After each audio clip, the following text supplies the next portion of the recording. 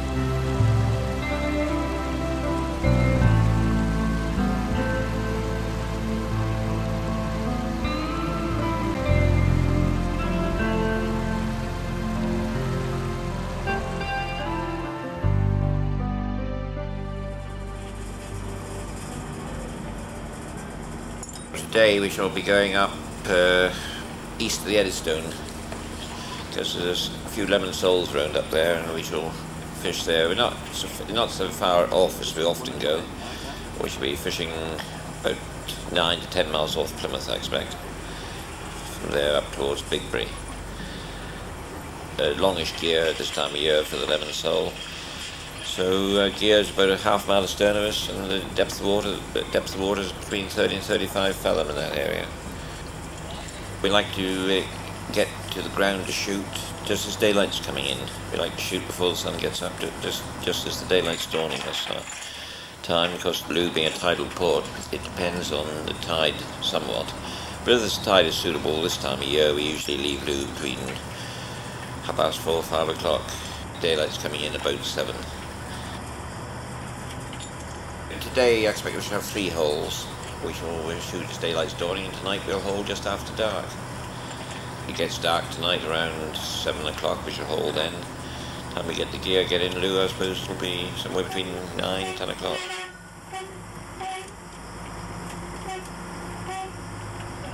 Coming out of Looe, it's a very cold, like all valleys, you get the cold valley fog. And in the morning like this, it's very, very cold sometimes, especially if it's going to be a back wind, and very much below freezing often, mornings and evenings. When we get out clear directly, it'll be considerably warmer, I expect, when you get out in the open sea. And sometimes you can feel a proper warm puff at you. It feels warm. I don't suppose it's that hot really, but compared to this, it's much, much warmer.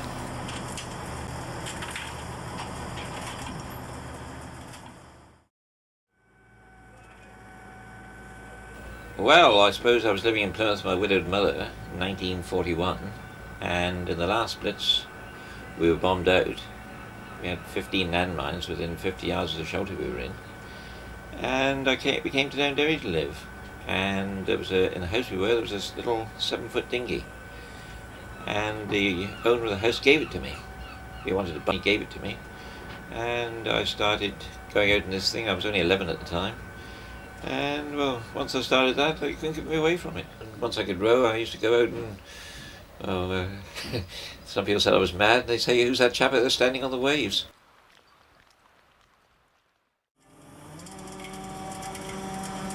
Ever since I've been fishing, it has always been doom and despondency looking you in the face. There's always something that you think disaster's around the corner, and something always seems to turn up. I remember one old chap in Looe saying that to me many years ago, that just when you think you're on the verge of bankruptcy, you go and have the best catch you've ever had, and everything is all right again. But this time, I'm very, very worried about these days at sea restriction. I don't feel that the industry can stomach that at all. We're not stupid, but I'm very much afraid that the Minister's view on these days at sea restriction has been the only answer. Is very misguided. The answer to conservation is to let the small fish go. The small ones this year are next year's large. And the large fish are what the fish that make the money. Not only do you gain in the weight of fish, but you also gain in the value of the fish. what you sell this year will say for £2 a stone, the very same fish next year will not only be 2 or 3 times as heavy, they'll also be 2 or 3 times the value. Probably £6 to £8 a stone. I'm thinking of waiting at the moment, but the same applies to all fish. I've proved it beyond any shadow of doubt with the lobsters, both my own experiments with marking lobsters and catching them the following year, and the same applies, I am convinced, to all fish. And if the Minister wants to be so sure of keeping a future for the fishing industry, these are the lines he must go on, not stopping us working, not keeping us in sea, but make sure that we only catch mature and good fish. There should be one regulation, a very open mesh trawl, and catch what you can. I've been fishing now for nearly 50 years, and what the future will hold in 50 years' time, unless they go along the lines that I mentioned, I can't see any future in this, and what my son will find when he's my age, I just do not know.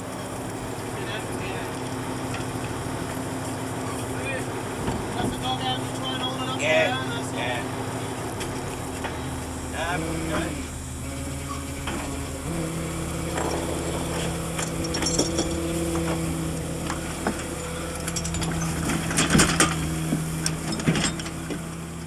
Well, I hope we get a good haul this time, because that makes the day. If you get a poor shot the first one, you're very lucky to finish up with a good catch. You do sometimes. You are lucky sometimes, but I like to have a good bag the first time, and then you've got a nice bit of fish to build on. But if you get a blank the first time, it's, as a rule, you finish up with a poorish day. It'll take us about 35 minutes to haul and shoot again, and it all goes well, if everything goes smoothly. Very often you get a snag, takes you an extra 5 or 10 minutes, some little thing wrong, you've got to put a strop on the foot rope or chains hanging off or something, and that'll take you a bit longer, but normally if all goes smoothly, it's about 35 minutes. It used to be a bit faster than that, but we've got a lot longer gear than we used to work, and you've got to be careful. Obviously, if you've got a big bag of fish and the bag swinging around, it's quite nasty actually, but a couple of good chaps, my crew, they know exactly what they're doing. But if you've got an amateur crew, you've got to be very careful with the bag swinging around. As you can imagine, it's pretty lumpy. A bag can weigh a ton or more, and when that's swinging around with the boat rolling, you've got to watch what you're doing. You could easily get crushed between the gantry and the bag.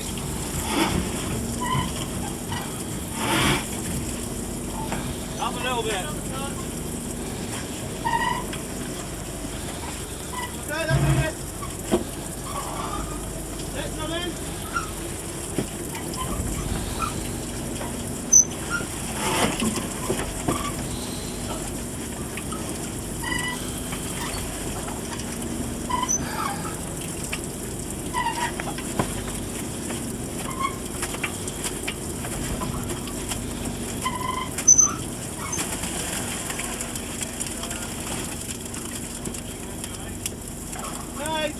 Very good haul, I should say. That's a good bag of fish there myself.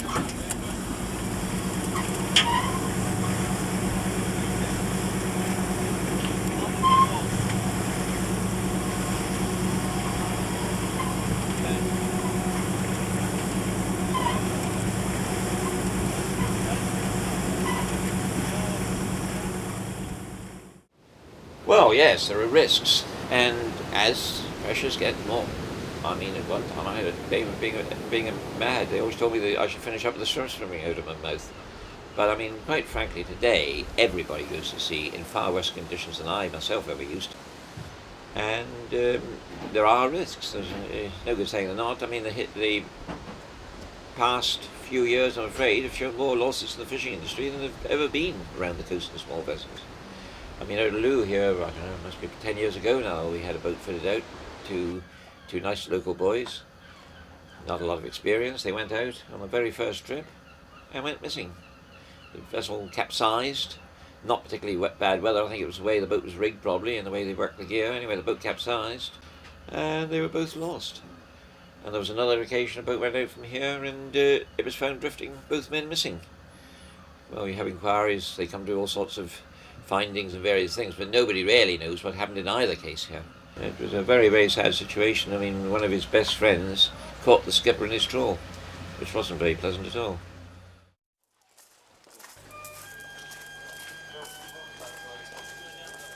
Tragedies at sea have united fishing communities for generations. A very close-knit thing, the fishing communities, really. Unfortunately, a lot of the traditions are dying. There used to be a very good fishermen's choir in Looe, but that was disbanded a good many years ago. But there is still one in Polperro, and one of our crew members' wife sings with it.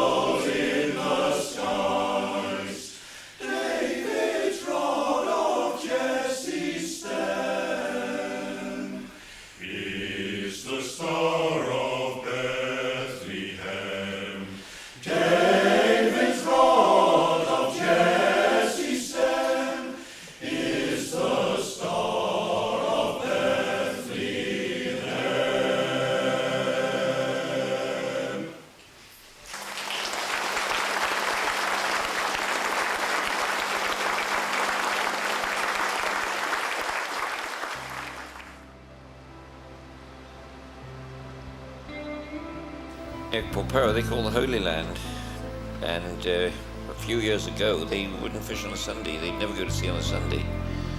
But about 1 minute past midnight on a Monday morning, you see the boats coming out. They forget it was summertime, really only 11 o'clock.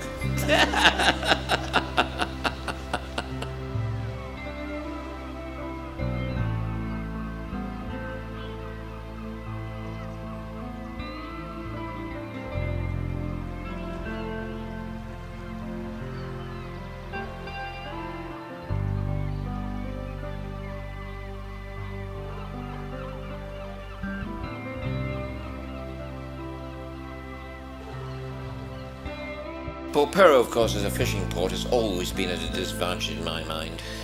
No lorry of any size at all could ever get down to the fish market, and they've got to truck their fish up on these little things like you have on a railway station, up to the car park and transfer the fish there. I can remember in the big freeze in 1947 when they had to come from Polperro to Looe by boat to get bread and provisions. Dolphin was my first sizable boat. Before that we had an old 12-foot rowing boat. It went from there to this, and then we went on to a little 14-foot motorboat. Never did much in that. Then we had the Dolphin. Well, that was a 24-foot boat, carvel boat, and we used to go basically whiting catching in that with lines, which was quite a fleet in Looe at that time fishing, because I could only do it during holiday time. And for a period there was an elderly fisherman, George Soddy, who was the night boats would stop coasting, and he went with me right through summer holidays. I don't know, I suppose I was 13 then. And then he went, in the winter they allowed the drifters to start again, and he went back on the drifter, and in the Christmas holidays of that year I was out catching turbot on my own in this boat, working 1,000 hooks. Yes. Well, you catch anything up to 30 turbot, or sometimes more on 1,000 hooks, and they always weighed over a stone apiece. Mind you, in those days, very often, even though you were catching these turbot on lines, on long lines, the trawlers wouldn't catch very many around you. But today, they're just not there. I mean, it's a different day. And the old men, such as George Soddy, I mean, they didn't have a lot of education, but they were very, very skilled men, really, because they could go out and they knew exactly where every rock was by landmarks, and it was quite amazing. And there's one elderly fisherman said to me here once, himself, he wasn't particularly old then, he said, those old men can smell the flipping pier. They were absolutely remarkable, really. They had an art that I'm afraid is lacking today. I mean, when I first went with George Soddy, he could take me out and he'd find rocks when it was poor visibility. There was a second sense. I mean, they had to. They had none of this navigational aids. Like we got the deckers, the plotters. You've got echo sounders, see the bottom, but they could find it all by that, and they could find the fish with the gannets, the smell of the water, signs, bubbles coming up through the water. A thing that not many men can remember. They know nothing about that today. But these old men certainly had a great skill. Old George used to say when the forecast came on, General Synopsis, who's he? The army man, you don't know anything about the weather. But mind you, in those days, those men, they could tell the weather many occasions. I mean, I remember one occasion particularly we were out. I was only a boy, he was a skipper, and that was that. And we were ready to shoot the long line. He said, flat calm, he said to me, this is no good, we better go home. So I said, go home? I was amazed, because he had a reputation of stopping at any time. Anyway, no argument, home we came. And the time we got home, we were jolly glad to be home. And yet when we left that ground, it was flat calm. But there's, sixth sense.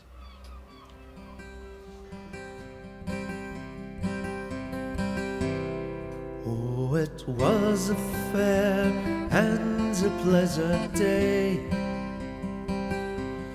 Out of Yarmouth harbour I was faring as a cabin boy on a sailing lugger,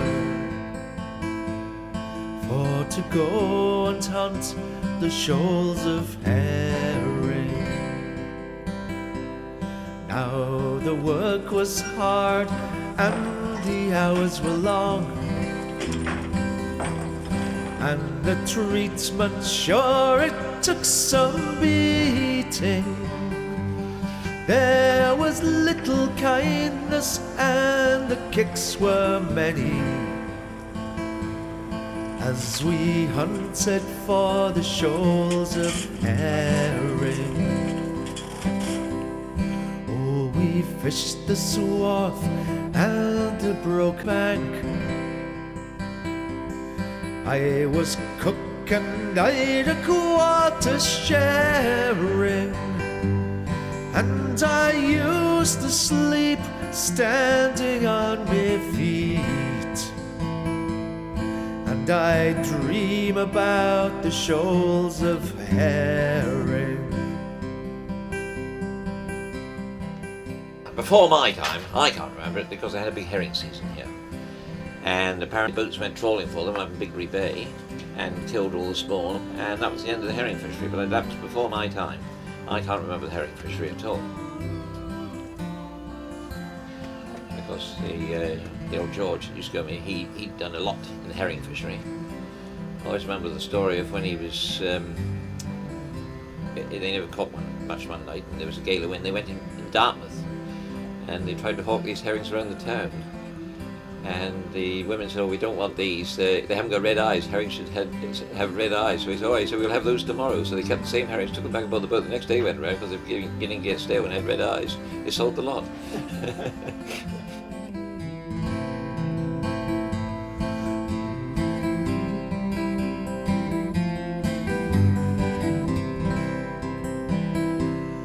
Now you're up on deck, you are a fisherman. You can swear and show a manly bearing. Take your turn on watch with the other fellows while you're following the shoals of herring. Oh, I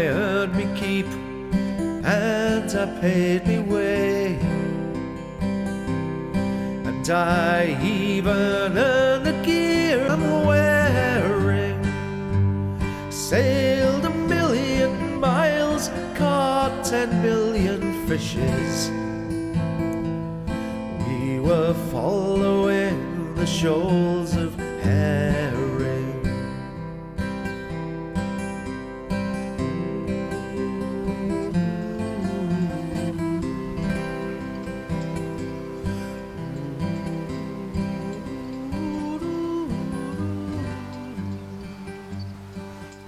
I used to go shell fishing from Downderry when we used to be drifting for pilchards. I'd come home in the early morning and then go and haul crab pots. And it got that I got more and more pots, and I enjoyed that so much that in the end I gave up the fishing in the big boat in the summer and work a small boat from Downderry Beach with crab pots, which I very much enjoy.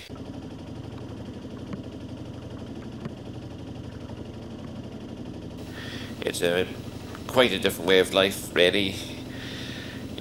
When you're on your own, you are the skipper, there's no question about that. You can do what you like, exactly when you like and how you like. And I really enjoy that in the summer. It makes a nice break, and when I come back in the autumn, I'm all raring to go again for the trawling in the winter then. It breaks it up. The only thing is with this, it makes your life go so fast. Because no sooner you're putting the pots out than you're bringing them in, and no sooner you're bringing them in than you're putting them out again. And the years just fly past.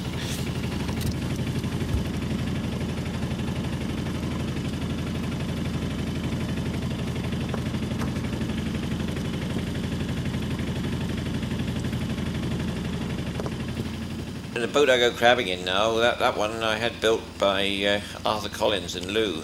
He was an old-time boat builder, very, very skillful man. Not a lot of tools, but a lot of skill. And she's done me very, very well indeed. I've worked her very, very hard for a little small boat like that. I've been out many times when I never ought to have been. Very bad weather, and I've busted her everywhere there is. I've busted every rivet in her, I think, in my time. And she's getting old now, and, well, blimey, a boat of that size, that age, treating it the way I do isn't really fit. So this next year I'm hoping to get a new boat. And I should be sorry to see her go, but she's getting old, and, well, time has come that I should go with her if I don't do something about it soon.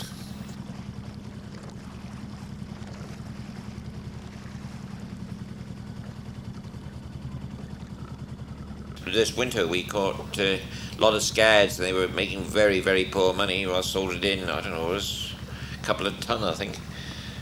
2 or 3 ton of scads I sold it in, and they've been good bait this summer. And I like gurnard, fresh gurnard as well. A lot of the crabs and the lobsters I sell, well, not a lot of them, a few of them I sell locally. Nina's Restaurant Blue, they have all their lobsters from me. And the Inn on the Shore Downderry, they have their lobsters from me. But the majority go away to wholesale market. And of course now we sell the spider crabs we never used to be able to sell. They go to Spain. And also the velvet crabs, they go to Spain.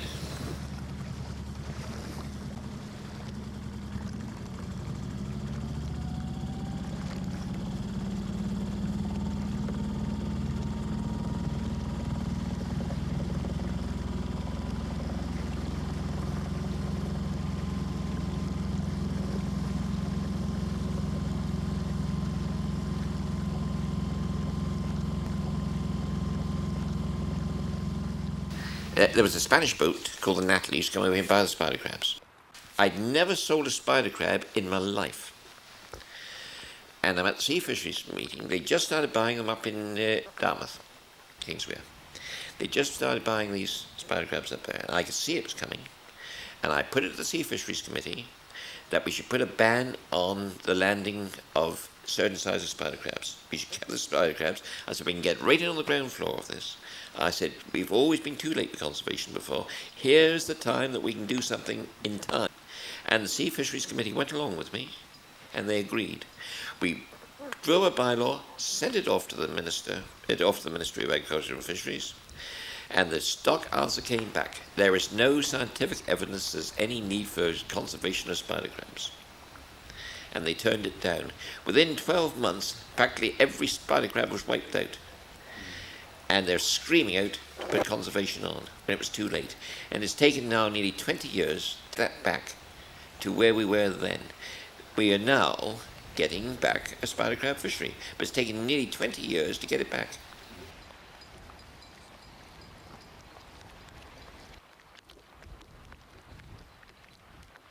Working off an open beach like Downderry, of course, is very difficult with the sea. With the prevailing wind southwest, you get a lump on the beach here, and you can't get off, and it's a very treacherous landing. So, but at low tide, we've got a natural harbour, so I work as much as possible the tides here, and that's why I made a trailer to go back over the boat, so that when there's a bit of sea on the beach, you can reverse the trailer with the tractor back over the boat and lift the boat up under it.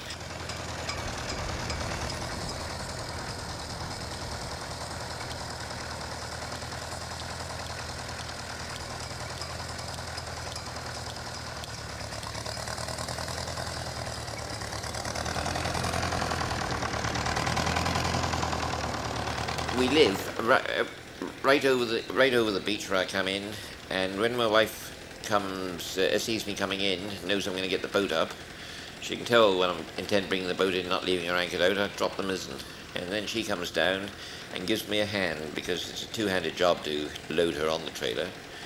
And the tractor these days is getting past its best. It was an old tractor when I bought it many years ago, and with the salt air, one thing and another, it's got very dilapidated. But it still goes, it still runs. That's the main thing.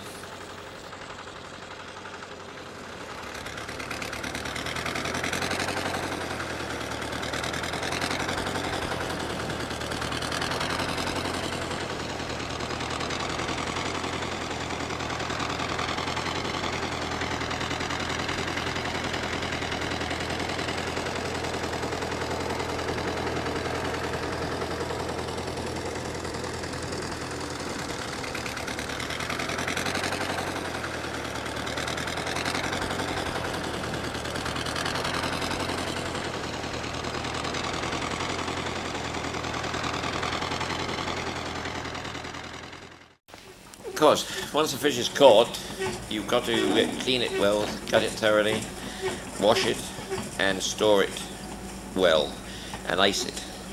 And the better you look after your fish, the better price you make on the market. And if you've got a good name on the market, it makes a hang of a difference.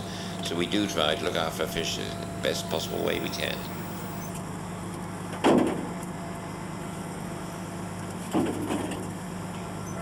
You know, the market for lemon at the moment is fairly good, and strangely enough, that this year has been the best lemon sole season we've had for many years. It's one of these things, we don't know where they come from. But we did hear earlier in the year there were a lot of lemons up around New Haven, and we can only assume that they come down channel. They always seem to get them in Brixham, and then we get them here a bit later. So I assume that the lemon sole do come down channel from the eastward. This modern technology, the echo sounder, that doesn't really tell you a lot about the bottom fish which we are fishing for. I mean, the echo sounder is a wonderful thing for the pelagic fish, but for the commercial fish on the bottom, you don't see them on it. And it's purely, you've got to estimate where you're likely to catch the most fish, and that with the bottom fish. It's true that some fish follow the commercial fish, where you see heavy marks.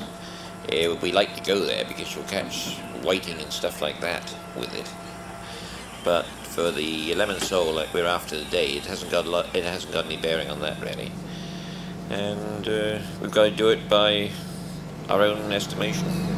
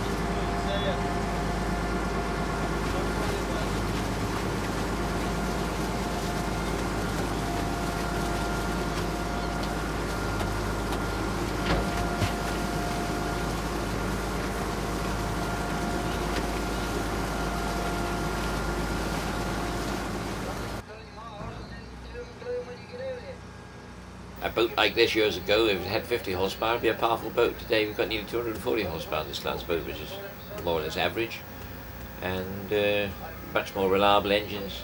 Diesel engines, of course, as opposed to the old petrol paraffin. And these engines, as long as you keep them in good nick and keep clean fuel to them, you seldom get at least a bit of trouble. So we've got two radios, two VHF radios, and a telephone now as well on this boat. And if we get trouble with the engines, we phone up. We've got 24-hour service. We get in the evening. We can normally get it fixed that same night. No, I mean, fishing now is dead easy compared to what it used to be. And of course, one of the biggest innovations of all was when they brought in polythene. Polythene nets and polythene ropes. I mean, it's very different to the old cotton nets and hemp ropes and sisal manila ropes. They used to go rotten. Well, now, I mean, we can leave a trawl in a heat for months or years, need be, and it still doesn't go rotten.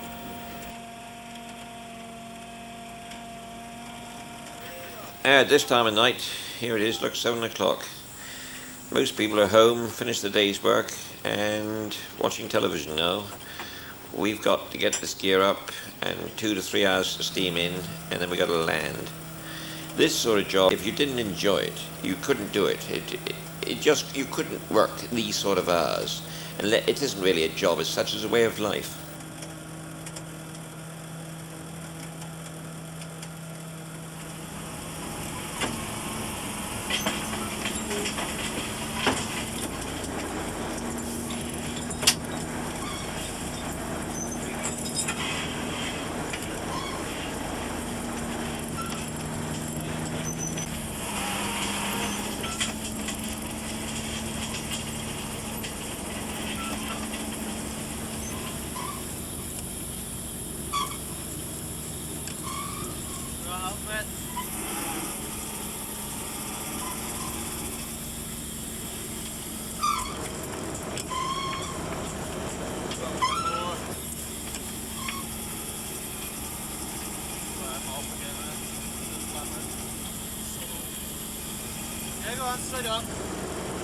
Yeah, it won't be long.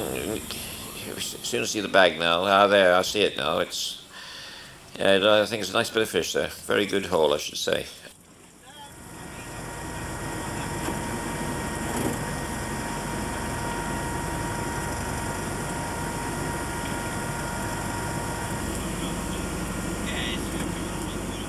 Here we are. It's dark again now. On our way in, but it's very cold. But tonight it's pretty fine. Just picture this. If the wind had freshened, blowing nearly a gale and the spray was going over us, we'd still be working here exactly the same. But tonight it's fine and we got a nice fine run in, even though it is a bit cold.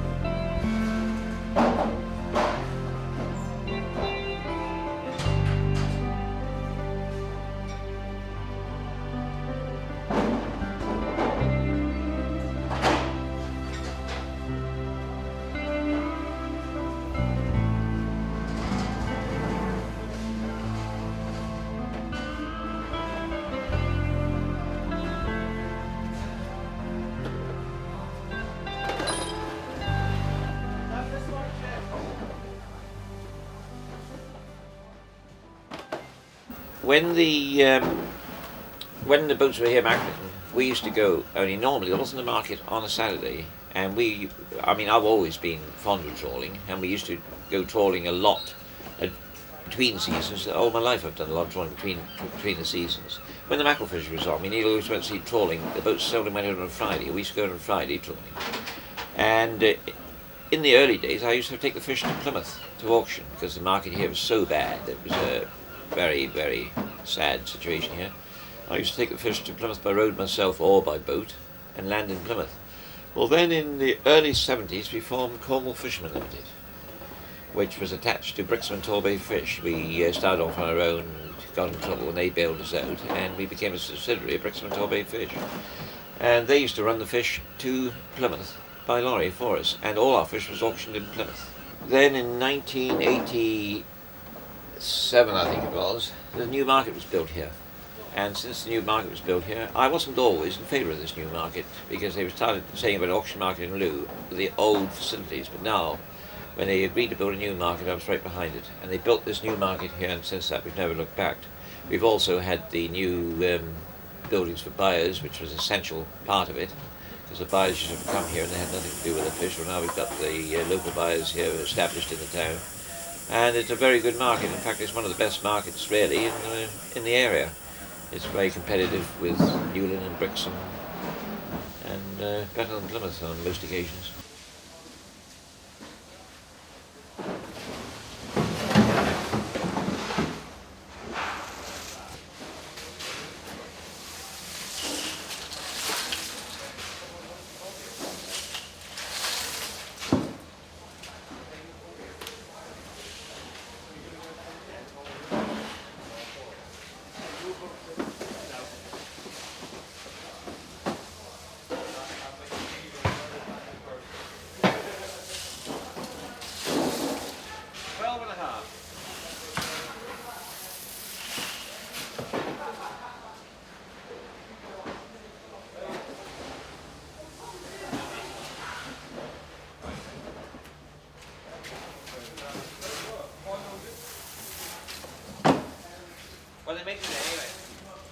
Oh yeah, that's a good day today at 75 stone lemons, which is good by any standard. Yeah, the fish are being put in the fridge. You see the market workers putting in the fridge. They'll only be in there, for the time now, they'll be in there about 5 o'clock in the morning. That's about 7 hours time. By that time we should be at sea again. And I hope tomorrow we get as much as we have today.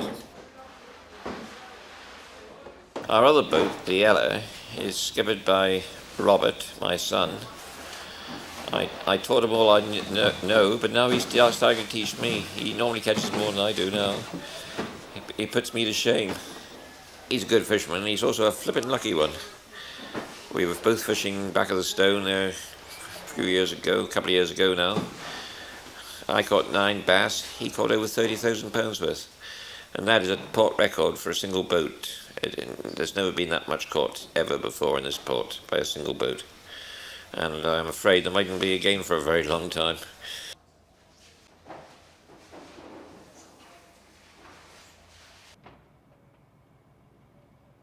Yeah, lemon soles, I hope they'll make good price today.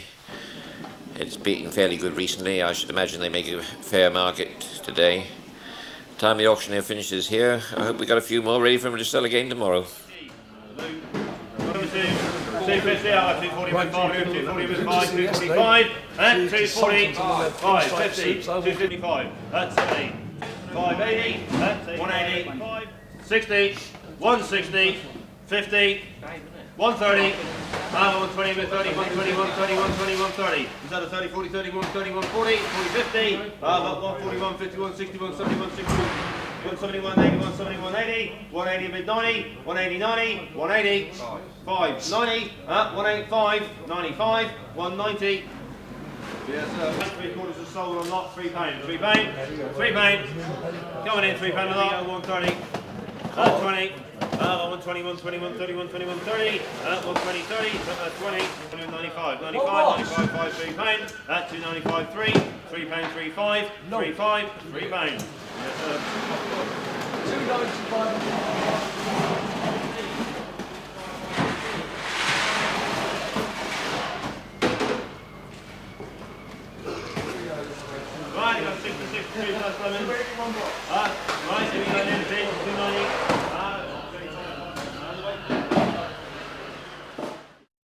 Now, I supply Nino's restaurant with shellfish, and these days he's nearly always got mackerel on the menu because the mackerel fishing's improved and they're nearly always obtainable. But it wasn't always like this. So I came here for 6 months to learn the language, and I'm supposed to go back because I've been here 34 years and I still haven't learned the language, so I can't go back. What do we do? Grilled mackerel. We stuff with rosemary, fresh rosemary.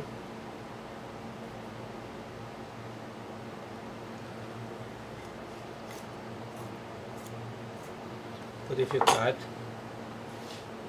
garlic, a little bit of butter. You go under the grill.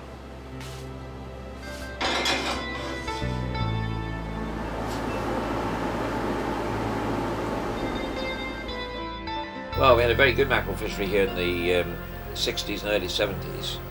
There were 30 plus boats out of blue on the mackerel fishery and doing very well, catching them on lines. Originating from the Scotch feather lines, we had plastic. One of the local chaps here invented this idea of having plastic on. And boats, we had a very good season. We built up good markets. We had our crop going then, the Coral Fishermen Limited. And we built good markets up on the continent and did very well until the boats were turfed out of Iceland by all our big vessels, the Princess Anne, all the great big Marfleet, them. And they came down here together with the Scotch midwater trawlers and purse seiners and absolutely annihilated the stocks. And the bottom was absolutely scattered. Everywhere we went, the bottom was absolutely scattered with dead mackerel.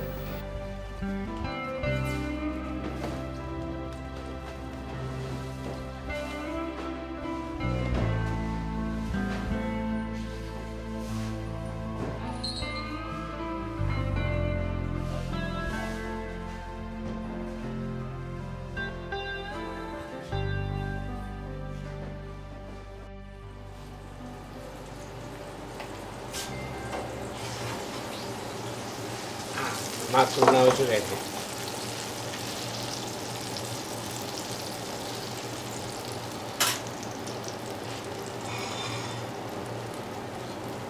The lemon.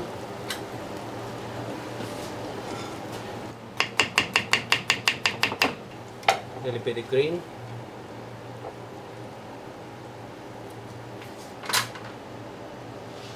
Parsley. A little bit of butter. And this is your mackerel. How's that? Doesn't it look lovely?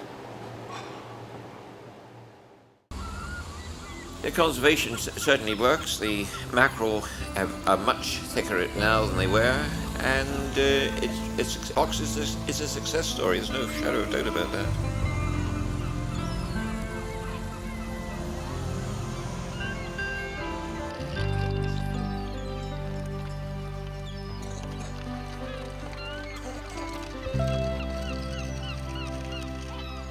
Had the head scientist on shellfish down in the county hall, and he's talking about conservation. At that time, the divers were catching a lot of crayfish, skin divers. Anyway, he went on and he yapped and yapped and yapped, but everybody was asleep for ages. In the end, he said, "We have only established one scientific fact, and that is if you take so many crawfish from a certain area, whether it be by pot, net, or diver, there will not be so many left." I couldn't believe it that Trevor Ingham was sitting next to me, you know, the coxswain of the Padstow lifeboat. He said, "What did he say?" I said, "Yes, that's what he said."